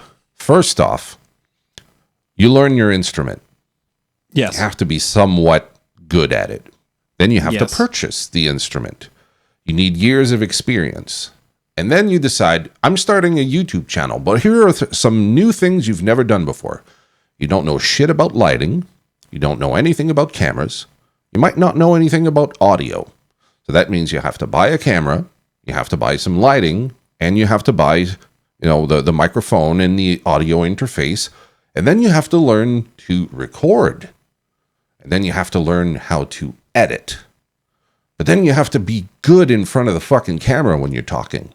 You know how many videos it took me for me to be comfortable in front of a fucking camera? Oh, shit, yeah, that's it. 400 videos. That is 400 videos of me spending sometimes 5 hours just fumbling through every fucking line because I was scripting everything and I was getting frustrated, flustered. I mean, I had all these fucking emotions. I'm like, why am I doing this? I'm going to put the video out. I spent 6 hours just fucking recording. I got gigabytes of fucking videos, have to plow through, try to find the good parts, stick them together and make a somewhat decent video. I'm going to put it out there. I'm going to have 53 views. I'm going to have more thumbs down than thumbs up. And people are going to bail after 2 seconds. Why the fuck am I doing this? Right? So eventually you keep plowing through because people tell you, you're going to make it big. You just have to keep working hard. And you keep working hard. Now you invested a shit ton of money in some studio monitors, your camera, a good computer that can keep up with the video editing. And now you're starting to get better. You bought some courses on how to be good on camera so you can actually talk to people. You are taking guitar lessons so you can get better at what you're doing. People complain that you don't have enough diversity in terms of guitars, so you bought more guitars. And people say, yeah, it's great you got a Vox, but man, what about a Fender? What about this? What about that? So then you start to buy more amps, and you're buying all these things to please people, but you're still not making a fucking dime. And then you reach your 500, right? And whatever amount of hours. Oh, now you get AdSense. And AdSense, maybe you get paid like every 6 months when you reach that $100 mark, right? Yeah. And you're like, someday this is going to work. Now you're buying the pedal and you put it online and, you make your video and people call you a paid shill. Paid by who, motherfucker? I want to know who owes me money because I don't have a fucking dime to my name. Not by doing this. And then when you start to make money, people accuse you of making money. What, I'm supposed to be a fucking martyr here and just buy all this shit, ruin myself financially just so someone can watch my video for 30 seconds and bail the fuck out of it? It's stupid. It doesn't make sense. And the reason why I think a lot of us keep pursuing this is that if you have a point to your video, if you have a point to the whole system, the whole ecosystem you built with YouTube, you wanted to make videos that are going to be helpful to people because that is ultimately the goal. You want to be helpful.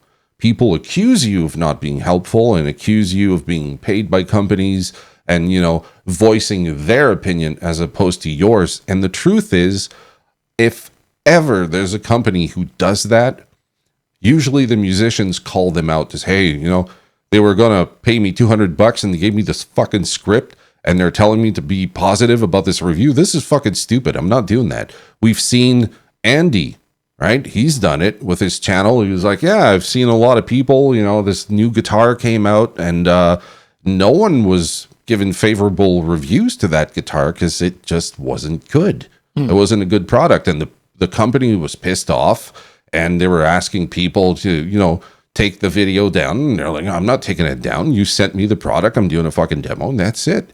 If it's a piece of shit, it's a piece of shit. You do better. It's up to you to make better products, not me to pretend that it's a great product. The honesty is there in the gear demo world on YouTube. If someone isn't, you're going to see it in the comment section. People are going to call them out. And if you read it and you go, yeah, it's true. These people they're really calling this person out. And if this person cannot auto-regulate and change with the criticism, then fuck them. They're going to lose their channel and they're going to go by the wayside. And there's plenty more upcoming musicians who are going to do a better job. It's that simple. Yeah. That's how it works. So that's why I'm not worried about trying to sway people saying, oh, what about that fucking dude over at the Tone Lounge? That guy looks like a piece of shit. Look at him. Everything's positive. You're allowed to think that. You're even allowed to say it. You want to put it in my comments? Go ahead, do it. But what you cannot say, though, is that I'm dishonest and trying to fuck you over. That doesn't work because that's not my mission statement. And I don't think most people that do this want to fuck people over. Not for a $200 guitar pedal. No. Not for $100 every 6 months. It makes no sense. The money just isn't there to justify people fucking you over. That's what I'm saying. Like if we could make millions, the scoundrels would be all over this. Like all the people that want to fuck you out of your own money, they'd be on this. But the community would know, and it wouldn't last very long. That's what I'm saying. Yeah, I think it all. I think it all comes down to perception and expectation. So, expectation, as mentioned before, it's like people kind of have a wrong expectation to what these videos and what the people in those videos are supposed to do. In essence, their job, according to the manufacturer, is to trigger interest or maybe even a purchase decision in a piece of gear or whatever. I mean, we can look at this from a wider angle and say in a product, whatever it is. If it's a pedal, piece of gear, guitar, if it's if it's a new laptop, if it's a new iPhone, whatever, or even a set of creams for your face or your butt or whatever. Butt cream. Butt cream. So there's this, and then there's this thing that has to do with perception. Perception mixed with a little bit of envy. Also something that we talked about. I think a lot of people are like jealous of some of these YouTubers having an arsenal of gear that was sent to them for free in quotes. Yeah, no, I know what you mean. Yeah, was sent to them for free, and now they're swimming in gear, and people look at it and it's like, oh, this fucking asshole, it's like has all that stuff, and I don't. Where it's like nobody, and that stays within the like perception sort of realm. Nobody has any idea, how much work is involved in creating content. And there has been, I've read about this like a month or two ago. I read an article about the generation that's now leaving school this summer. And they were asked what they want to do. And there was the usual stuff. Some people were like, yeah, I want to go and study this and this and that. And then others were like, yeah, I want to go and do an apprenticeship or something. Or some people were like, yeah, no, I want to travel for a year and then get serious about, what I want to do in life because, I'm young, etc., etc. But there was an awful high amount of people that were like, yeah, I'm going to become a YouTuber. Where you're like, yeah, really? What made you, choose this career path? And they were like, well, you see all these YouTubers and they are all having great lives and whatnot and everything. And obviously, a lot of these guys are referring to YouTubers that, review tech, and obviously the bigger they get, the higher the bigger their profile, the more companies that are like really big names are approaching them. And we're talking about our industry is really small. If I go to a person on the street and say, hey, do you know Wampler pedals? And like, what the fuck are you talking about? Because they don't shit. But if I go to that same person and I say, hey, do you know Tesla? Yeah, of course I know Tesla. Who doesn't know Tesla? And then these young people, they see all these YouTubers like, hey, today I'm test riding, the new Tesla Model X. And it's like, oh, I want to do that too. That's a job, You're shooting a video while you're driving this car and you're talking a bunch of nonsense. That looks easy. That looks easy. And then they see that these guys, obviously, because they got bigger and they worked their asses off to grow their channel. And then you see them, hey, I just bought my first house. Or, hey, I just bought my first car. Or I did this and that. Oh, we're on vacation in the Bahamas. All this kind of... And obviously, yeah, the perception is that YouTuber, I'm doing videos. I'm going to grow. And at some point, I'm going to have that life. Where it's like... You have to choose the right niche.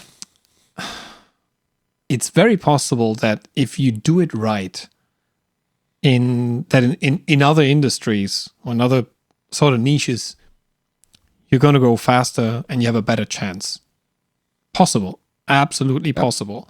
It's much harder the more niche it is. I would say you're going to have more success if you do a decent channel that's focused on camera gear. Then, because there are more people out there taking photos than people that are playing guitar, I would assume. Yeah. Just as expensive, if not more. Oh, yeah. Get into camera gear. Oh, fuck. It is the especially gear. Like if you were to take guitar gear videos, the views are way lower. The subscribers for those channels are way lower. The growth takes way fucking more time. Yes. Way more time than if you were like, hey, I'm going to play Led Zeppelin in the style of System of a Down. Now, if you do a video like that, you're going to get a fuck ton of views and you're going to get a fuck ton of subscribers because you're entertaining. People like your videos. You know, you're having fun, you're goofing off and all this stuff. And we need that. We need a more entertainment-based guitar community because they always come up with these fucking weird ideas. They're creative people. When we're doing guitar demos, the creativity can be there, but for the most part, we're trying to help someone make an informed decision. So the purpose of the video is very, very different when you're entertaining someone versus trying to educate someone. So if you can meld both together and do what they call edutainment, where you have the educational part but entertainment, that's where you get way more traction because now you're attracting both these niches into one. But to do that with gear demos is tough. I've done it once where it worked, and I don't know quite yet how to replicate it. I did it where I was trying to achieve the guitar tone of Tom Scholz from Boston.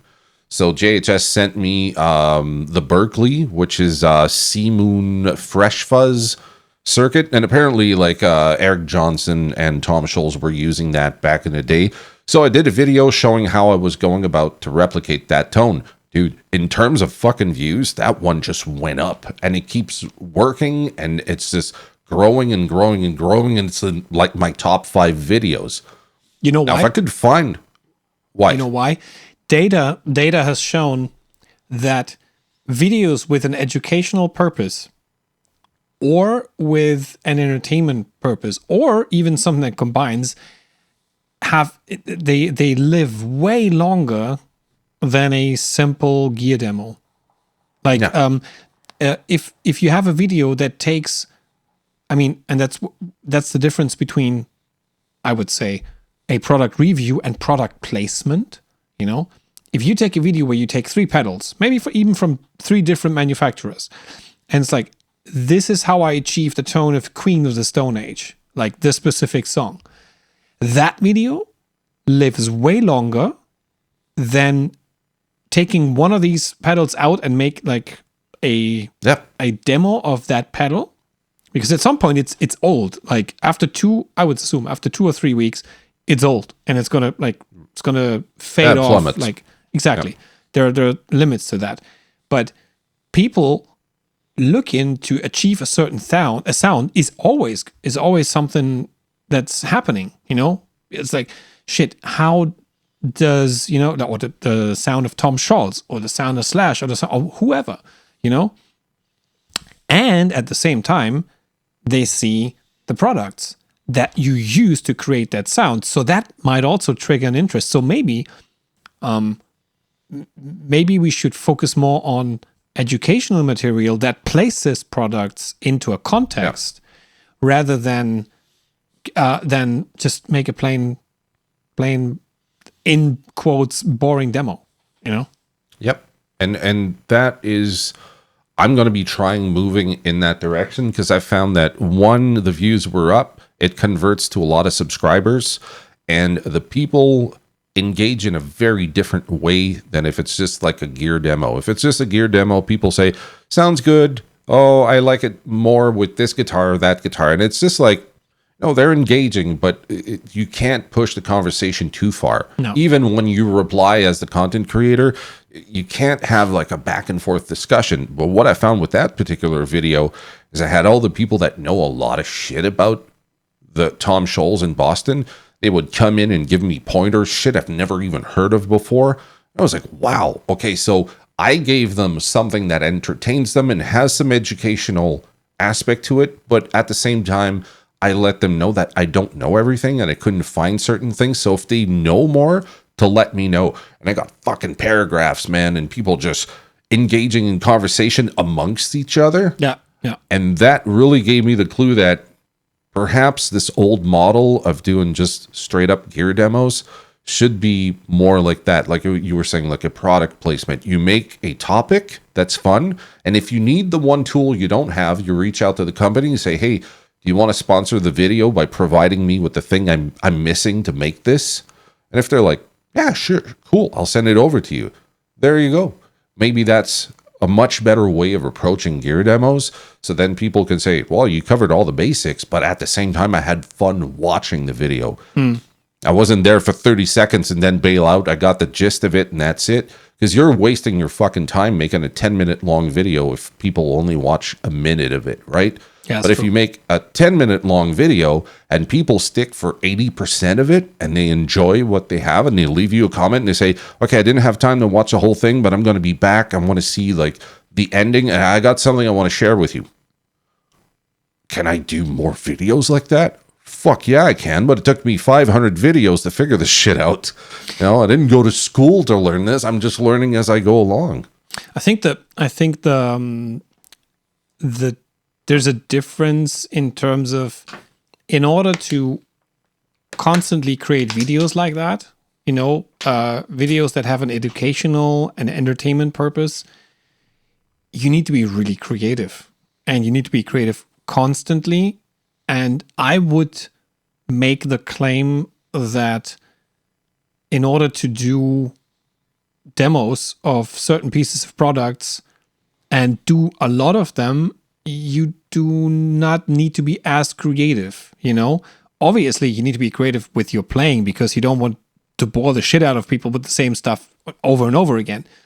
But if you're a decent guitar player and, there's a shit ton of things you can play, then that's fine. But it's still far away from being creative over and over again with educational and entertaining content.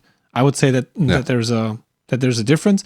That makes it more difficult, but that also kind of divides those channels who are really... look at Daryl Braun. You know Daryl Braun guitar? Yep. I don't know. I think he's in the millions with subscribers. I'm not 100% sure. He's like shit ton of subscribers because he always does stuff where he is, it's kind of a demo of something, but it's also educational. He puts parts casters together and films the whole process. He was the guy that I was when I was installing a Vega trem in one of my guitars. He was the guy I was looking at the video. I was like, oh, that's really easy. And that's educational. That's educational. Yep. But he's also highlighting the product.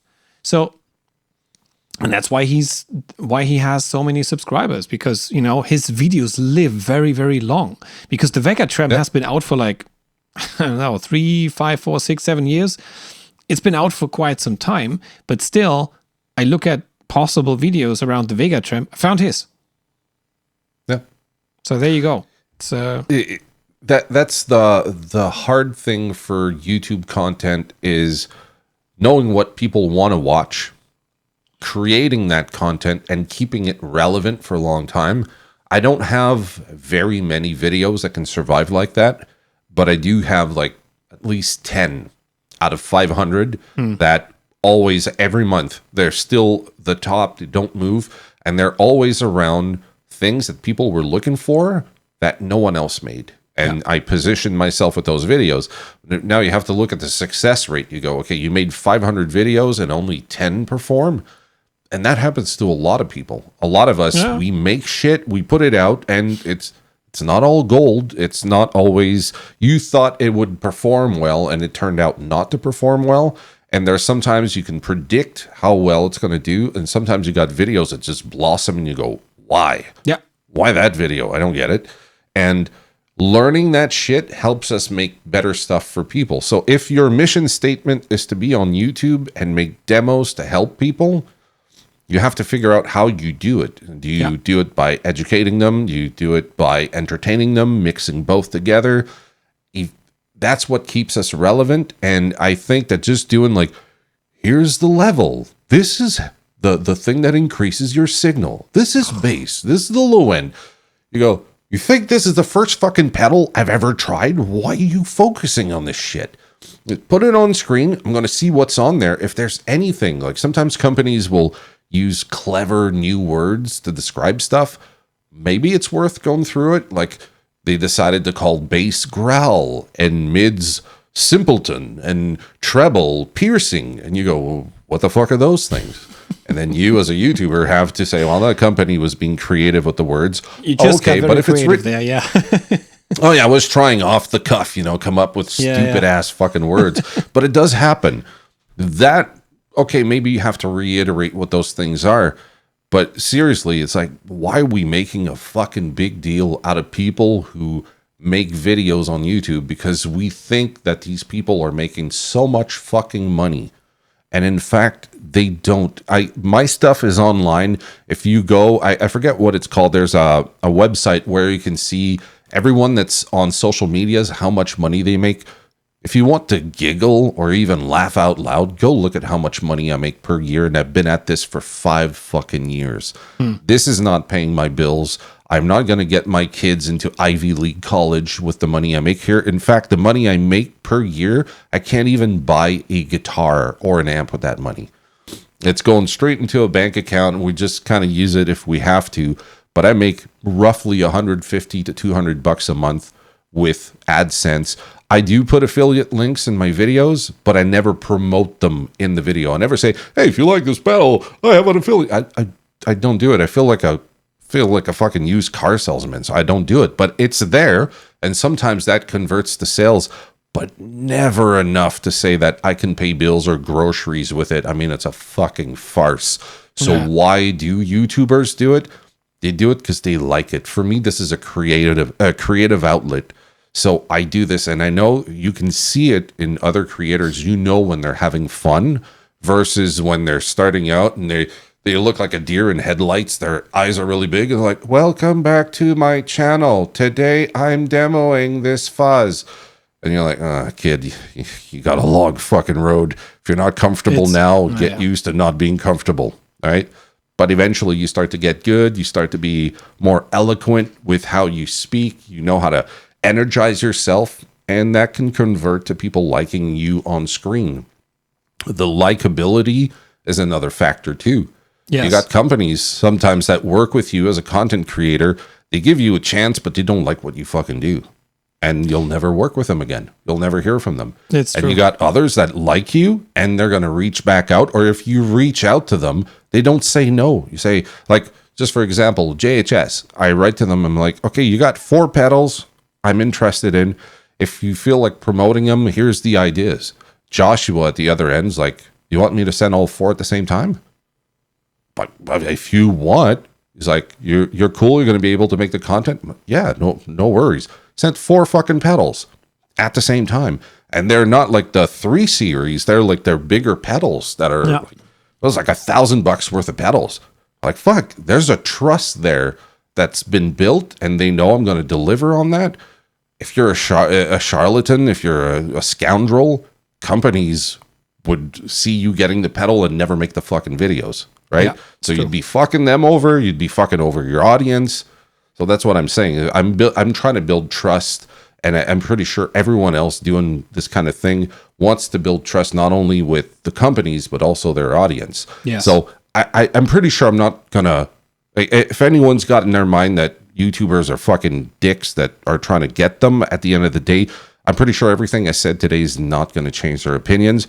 But for anyone that didn't know how it worked, didn't have a behind-the-scenes glimpse of what it is to be... They should know enough now to say that, okay, if I'm going to go see my favorite YouTuber, now I know that this person probably doesn't live off of YouTube. They have a day job, plus they're working this fucking thing. So they're sacrificing their time with their family, their kids, their friends, social outings, all this shit, just so they can put out a video so I can see the new release of Wampler or whatever company. That's something to keep in mind too. Yeah, it's true. We've passed the 2-hour mark. Yes, we did it again. We did it. And there was another thing that I wanted to talk about, but we can do it another time. It's not It's not imminent, but yeah. But it's an That was important fun. topic. It was fun. It's maybe just a little preview, and I'm not gonna say a lot about it. But if you're interested in how the European Union is going to fuck us all again, especially those with smaller businesses, you just need to go to Google and you just need to type in GPSR, which stands for General Product Safety Regulation.